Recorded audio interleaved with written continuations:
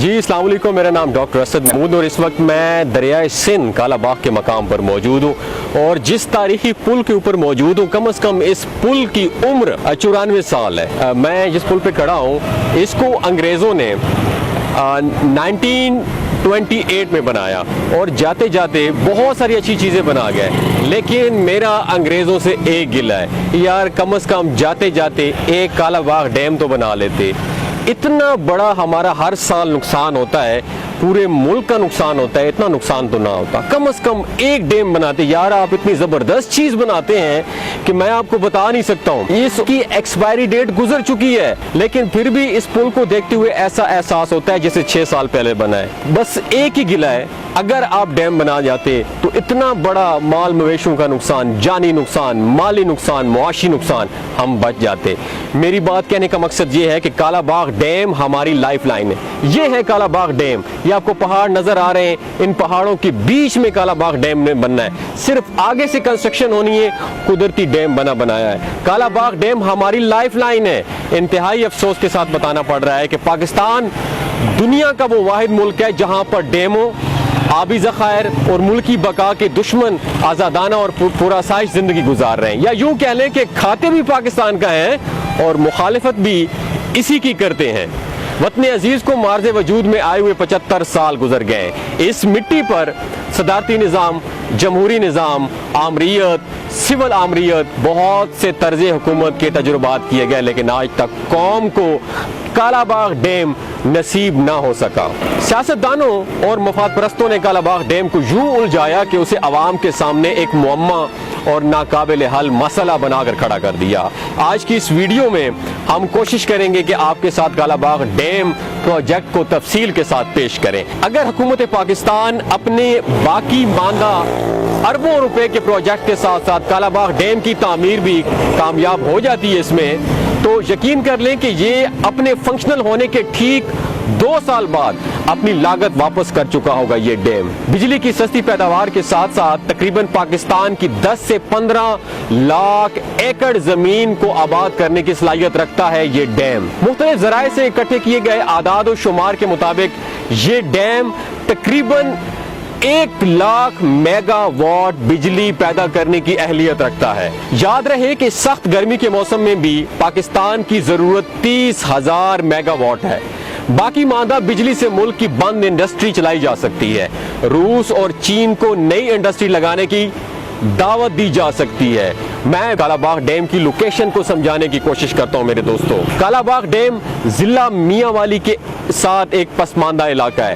خوش قسمتی سے کالا باغ کو اس لیے اتنی اہمیت حاصل ہے کیونکہ افغانستان سے دریائے کابل، سوات سے دریائے سوات اور دریائے سواں اس جگہ سے ہو کر دریائے انڈس میں گرتے ہوئے جیسے بارشوں کا موسم شروع ہوتا ہے، بڑے بڑے سیلابی ریلے انہی دریاؤں کے ذریعے پاکستان میں داخل ہو جاتے ہیں۔ سارے پاکستان میں اپنی تباہکاریاں پھیلاتے ہوئے بغیر کسی رکاوٹ کے دریائے سندھ سے ہوتے ہوئے سمندر برد ہو جاتے ہیں۔ اگر اسی جگہ پر کالا باغ ڈیم کی تعمیر ہو جاتی ہے، اسی جگہ پر، تو ہم ان دریاؤں اور برساتی ندی نالوں سے آنے والے پانی کو سٹور کر سکیں گے۔ کالا باغ ڈیم میں پانی کی گنجائش 90 ملین ایکڑ فٹ سے بھی زیادہ ہے۔ اگر یہ ڈیم تعمیر ہو جاتا ہے تو ہم اس کے پانی کو رابطہ نہروں کی مدد سے دریائے جہلم میں چھوڑ سکتے ہیں، جہاں سے تربیلا ڈیم کا پانی واٹر ریزرو میں چلا جائے گا، اور اگر نہروں کو پانی کی سپلائی کالا باغ سے دے دی جائے تو تربیلا ڈیم کو بھرنا آسان ہو جائے گا۔ ابھی چونکہ ہم اپنی زراعت کے لیے تربیلا ڈیم سے ہی پانی لے رہے ہیں، اسی وجہ سے تربیلا بھرنے سے پہلے ہی خالی ہو جاتا ہے میرے دوستو۔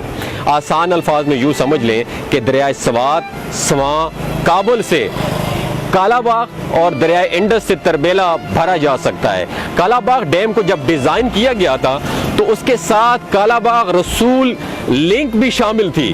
کالا باغ رسول لنک کے ذریعے کالا باغ ڈیم سے پانی کی سپلائی دریائے جہلم کو دی جانی تھی، لیکن بدقسمتی اور غیر ملکی فنڈنگ سے کچھ مردہ ضمیروں نے اس پروجیکٹ کو انتہائی متنازع بنا دیا کہ اس پر کام کو روکنا پڑ گیا۔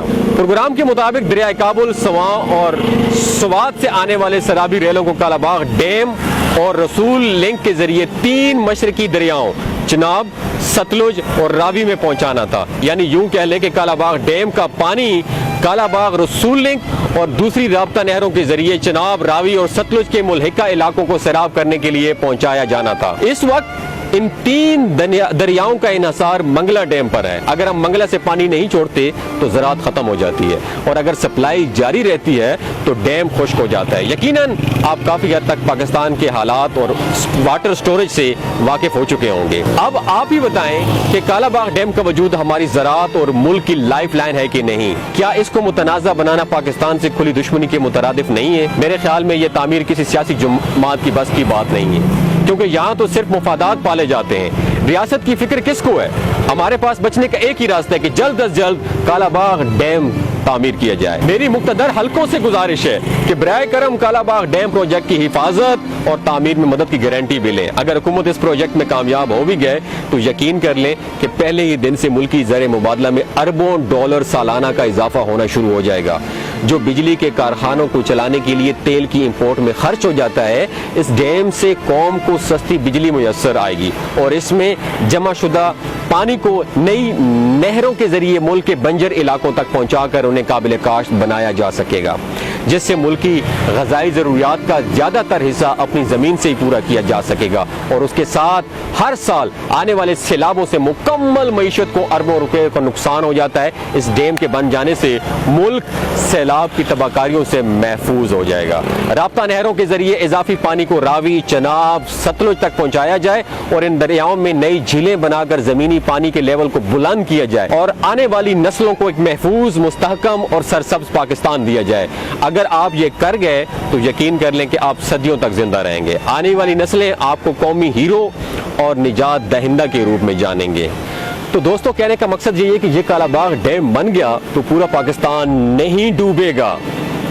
कोई भी इस डैम को बना लेता है तो सदियों तक आप लोग जिंदा रहेंगे, पूरा पाकिस्तान डूबने से बच जाएगा। इसलिए मैंने कहा कि गोरा जाते जाते सिर्फ यही काम कर लेता, आप यकीन करें पाकिस्तान तरक्कियों की मनाजिल इस टाइम तय कर रहा होता। तो अगर आप में दम है, आप इस डैम को बना लें। आज के बाद एक ही नारा लगाएं, काला बाग डैम हमारी लाइफ लाइन है।